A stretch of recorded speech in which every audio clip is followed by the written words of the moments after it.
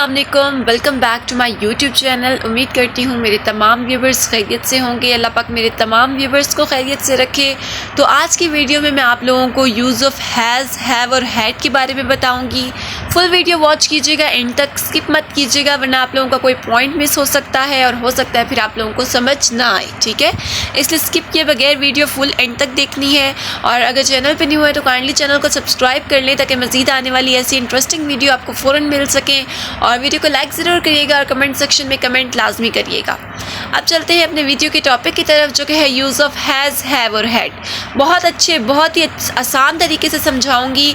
आप लोगों ने बस फुल वीडियो देखनी है, आपको अच्छे से समझ आ जाएगी, ठीक है। सबसे पहले आपके सामने आपको कुछ पॉइंट्स शो हो रहे होंगे, उनको रीड करती हूँ मैं। The verbs has, have or had shows that something belongs or belong to someone or something। किसी भी चीज़ को जब किसी की होती है, वो ये शो करने के लिए, किसी भी चीज़ को किसी दूसरे बंदे से बिलोंग जब करती हो, इसको शो करने के लिए हम जो हेल्पिंग वर्ब यूज़ करते हैं वो है हैज़, हैव और हैड, ठीक है। टू शो पोजीशन, पोजीशन भी यही है कि हम किसी भी चीज़ को बताने के लिए कि ये उसकी है, जब हम हेल्पिंग वर्ब जो सा यूज़ करते हैं वो कौन से हैं, हैज़, हैव और हैड। इसके बाद आ जाता है लास्ट पॉइंट, और वो ये है कि यूज्ड एज हेल्पिंग वर्ब। इनको एज अ हेल्पिंग वर्ब के तौर पे भी वर्ब के साथ यूज़ किया जाता है, ठीक हो गया। कि 3 पॉइंट बेसिक पॉइंट है, मोस्ट इंपॉर्टेंट पॉइंट्स थे, ठीक है। ये आपको समझ आ गए, समझे, नेक्स्ट कंसेप्ट आपका क्लियर हो गया इंशाल्लाह, ठीक है। तो आपको शो हो रहा होगा एक फ्लो डायग्राम सी है। Have as a base form use किया जाता है, जबकि हैज़ एंड हैड की डिफरेंट फॉर्म्स होती हैं, ठीक है। आपके सामने अब आपको कुछ एग्जाम्पल्स दिखाई दे रही होंगी। एज अ पोजिशन जब हम यूज़ कर रहे हैं और एज अ हेल्पिंग वर्ब जब हम यूज़ कर रहे हैं। For example to show position, इसमें हमने एग्जाम्पल दी है आई हैव अ बुक, मेरे पास एक किताब है।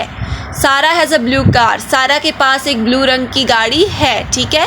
तो ये उनकी चीज़ें हैं, उनके बारे में बताया है, तो यहाँ पे हमने हैज़ एंड हैव का इस्तेमाल किया है, ठीक है। इसी तरह जब हम यूज एज हेल्पिंग वर्ब के तौर पे इस्तेमाल करेंगे तो क्या होगा, ठीक है। इसकी कुछ एग्जांपल्स गिवन है। I have eaten my dinner, ठीक है। हैव इसमें हेल्पिंग वर्ब के तौर पे यूज़ हुआ है, जबकि जो इसमें रियल वर्ब है वो है ईटन, ठीक है। इसी तरह दूसरे एग्जाम्पल में है Ali has visited the USA, ठीक है। इसमें जो मेन वर्ब है वो है विजिटेड और हेल्पिंग वर्ब यूज़ हुआ है हैज़, ठीक हो गया। तो होप सो ये दो डिफरेंसेस आपको क्लियर हो गए होंगे। इसके बाद हम अपने नेक्स्ट पॉइंट की तरफ मूव करते हैं। तो अब आप लोगों को स्क्रीन पर एक कलरफुल सा फ्लो चार्ट दिखाई दे रहा होगा, ठीक है। इसमें मैंने present tense, past tense, has, have, had with subject सब कुछ मेंशन किया हुआ है। इसको मैं आप लोगों को समझा भी देती हूँ।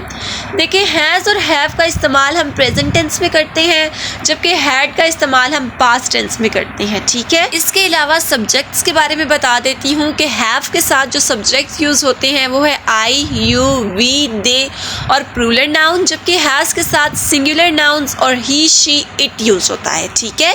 इन सब्जेक्ट्स के साथ हम हेल्पिंग वर्ब हैज़ को यूज़ करते हैं। इसके अलावा रह जाता है हैड। तो हैड के साथ ये तमाम सब्जेक्ट्स, मतलब जब भी जो पास्ट टेंस में हमने कुछ लगाना है, हैड को पुट करना है, तो ये हर सब्जेक्ट के साथ यूज़ हो सकता है, ठीक हो गया।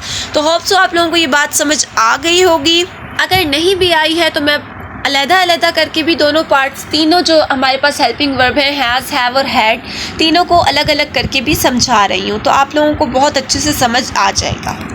तो जो हमारे पास हेल्पिंग वर्ब हैज़ है वो सब्जेक्ट शी, इट, ही और सिंगुलर नाउन के साथ इस्तेमाल होता है। जब हमारे पास सब्जेक्ट ये होंगे तो हमने हेल्पिंग वर्ब हैज़ को यूज़ करना है प्रेजेंट टेंस में, ठीक है। इसकी कुछ एग्जांपल्स आपके सामने शो हो रही होंगी। नंबर 1 एग्जांपल है he has a cycle. Number 2 पे है शी हैज़ लॉन्ग हेयर।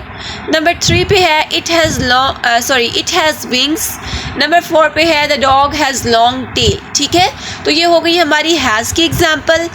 अब आ जाते हैं हम हैव पे कि कौन से सब्जेक्ट्स होंगे, तो हमने हेल्पिंग वर्ब हैव यूज़ करना है जब हमारे पास सब्जेक्ट वी, दे, यू, आई या फिर किसी प्लूरल नाउन की प्रेजेंट टेंस में बात हो रही होगी और किसी चीज़ की बिलोंगनेस के बारे में हम बता रहे होंगे, तो हमने हेल्पिंग वर्ब हैव को यूज़ करना है, ठीक है। इसके भी कुछ एग्जाम्पल्स जो हैं आप लोगों को शो हो रही होंगी, जिसमें नंबर 1 पे है you have 2 pencils, we have enough money, they have a big house, Fatima and Minahil have 2 cats। ठीक हो गया।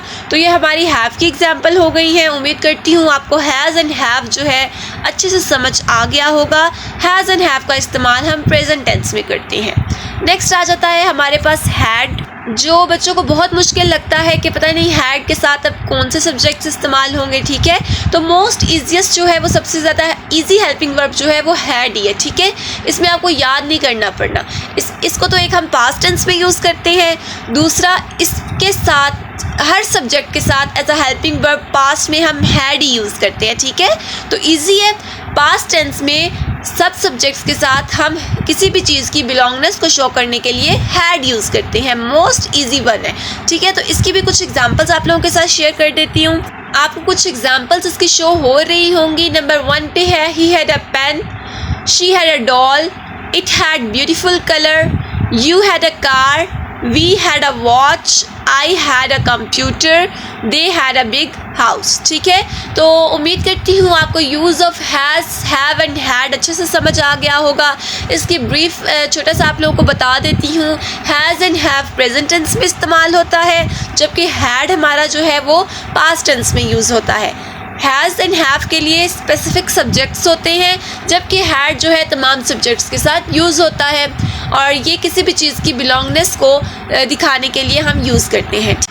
तो मैं उम्मीद करती हूँ कि आज की जो वीडियो थी use of has, have and had पे कि आप लोगों को समझ आ गई होगी। लेकिन अगर फिर भी आप लोगों को किसी भी चीज़ में कन्फ्यूजन हो रही है तो आप लोग मुझसे कमेंट सेक्शन में पूछ सकते हैं। I will give you answer there. Next video में मिलते हैं, तब तक अपना ख्याल रखें, मुझे दुआ में याद रखें। अल्लाह हाफिज़।